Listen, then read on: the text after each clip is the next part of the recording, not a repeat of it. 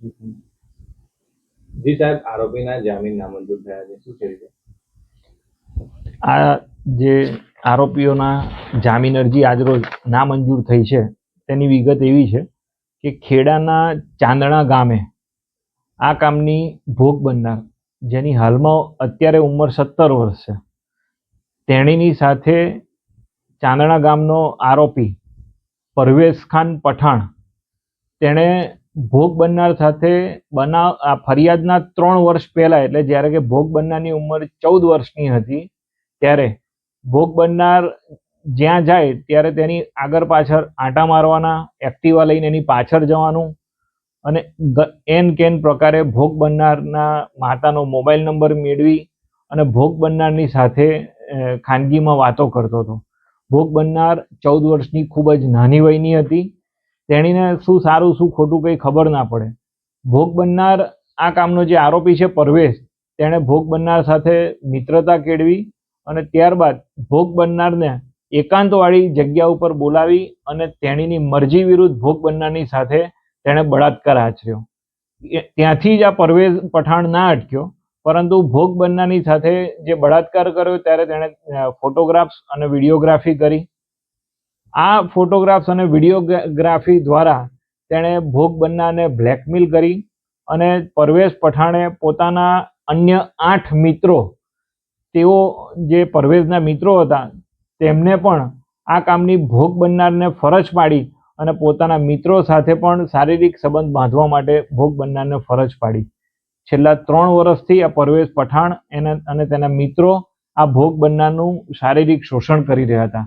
ભોગ બનનાર ખૂબ જ નાની વયની હતી, જેથી સમગ્ર પ્રકરણ જ્યારે ભોગ બનનારના માતા પિતાને ખબર પડી ત્યારે પોલીસમાં તેઓએ સૌપ્રથમ અરજી કરી અને બાદમાં ફરિયાદ નોંધાવી.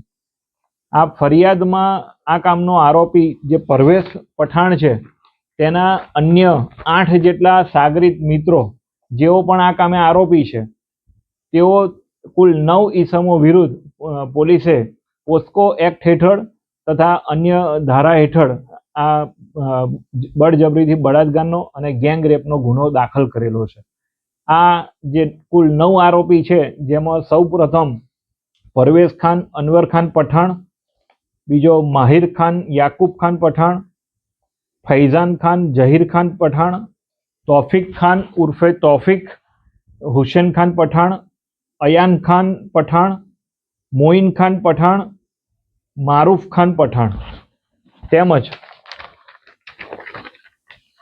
સલમાન ખાન પઠાણ અને સાહિલ ખાન પઠાણ, આ તમામ ચાંદણાના રહેવાસી તમામ આરોપીઓ તેઓએ ભેગા મળી અને ભોગ બનનાર સાથે બળજબરીપૂર્વક બળાત્કાર આચરેલો હોય.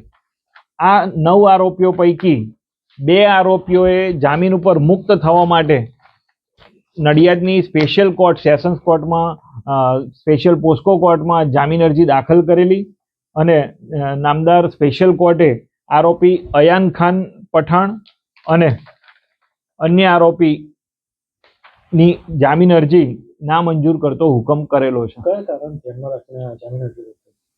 આ કામે સૌપ્રથમ તો જે પોક્સો એક્ટ છે તે મુજબ જે ભોગ બનનારે આ સમગ્ર બનાવની જે વાત કરી, ફરિયાદ આપી અને પોતાનું નિવેદન આપ્યું, તેણે જ્યુડિશિયલ મેજિસ્ટ્રેટ સાહેબ રૂબરૂ નિવેદન આપ્યું.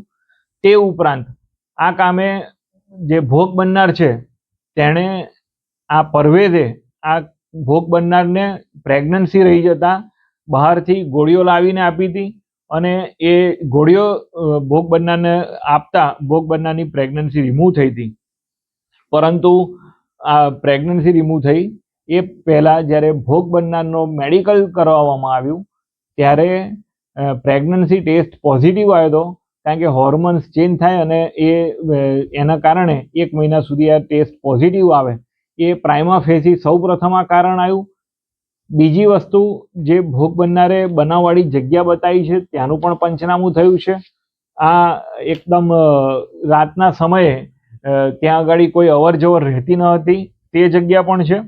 અન્ય જે સાહેદોમાં એના ફરિયાદી તથા સાહેદોના નિવેદનો છે, આ તમામ પેપર્સનો તથા મેડિકલ રિપોર્ટનો અભ્યાસ કર્યા બાદ અને સરકાર તરફે રજૂ થયેલી દલીલો ધ્યાને લેતા નામદાર સ્પેશિયલ કોર્ટે આ આરોપીઓની જામીન અરજી નામંજૂર કરતો હુકમ કરેલો છે.